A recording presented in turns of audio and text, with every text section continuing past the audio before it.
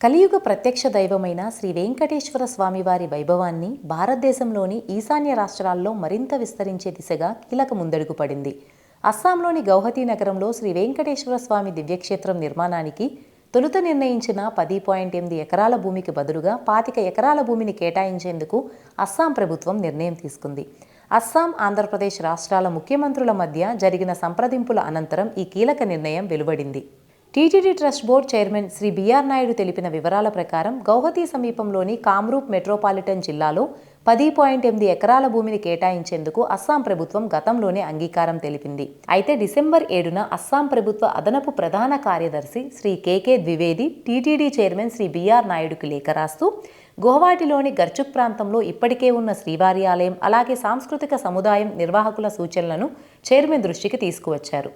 Kamrup metropolitan జిల్లాలో TTD Shri Venkateswara ఆలయం నిర్మిస్తే అక్కడ ఉన్న ఆలయ ప్రయోజనాలకు భంగం కలగవచ్చని వారు అభిప్రాయపడ్డారు. ఈ నేపథ్యంలో శ్రీ వెంకటేశ్వర ఆలయాన్ని అస్సాంలో వేగంగా అభివృద్ధి చెందుతున్న సిల్చార్ లేదా డిబ్రూగఢ్ నగరాల్లో ఏర్పాటు చేయాలని అస్సాం సీఎం అదనపు ప్రధాన కార్యదర్శి సూచించారు.